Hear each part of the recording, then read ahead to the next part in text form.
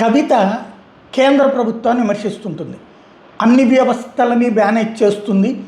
సుప్రీంకోర్టునైనా, ఎన్నికల సంఘాన్నైనా, సిబిఐనైనా, ఈడీనైనా అని.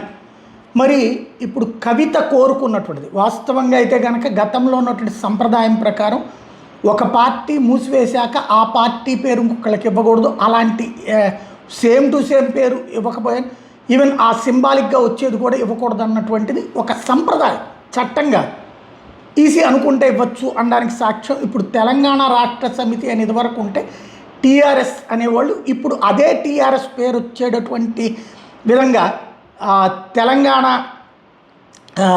ఇది రక్షణ సేన, తెలంగాణ రాష్ట్ర సేన కాదు రక్షణ సేన అన్నటువంటి పేరుని, టీఆర్ఎస్ అనే పేరుని ఆమోదించింది కేంద్ర ఎన్నికల సంఘం. అధికారికంగా కవితకి ఇచ్చింది ఆ పేరు. టీఆర్ఎస్ పార్టీకి ఇప్పుడు సిఈసి ఆమోద ముద్ర వేసింది, అధికారిక ఆమోదం తెలిపింది. ఈ నెల 25న మేడ్చల్లోని అద్వయ కన్వెన్షన్లో టీఆర్ఎస్ పార్టీ పేరు ప్రకటించడం, దానికి ఇంత వేగంగా వచ్చింది అంటే బంజారాహిల్స్లోని కవిత ఇంటికి వెళ్ళి మరి అనుమతిస్తూ ఆదేశాలు జారీ ఇచ్చారు అంటే ఇప్పుడు కేంద్రం సపోర్ట్ ఉంది ఆ కవితకి, అదే పేరు ఇవ్వడం అన్నటువంటిది. లేదు కాంగ్రెస్ అయితే ఇప్పించలేదు కదా పేరు, కాంగ్రెస్ పార్టీ ఈమె చేత పార్టీ పెట్టించింది అన్నటువంటిది బీఆర్ఎస్ వాళ్ళు అనుమానం.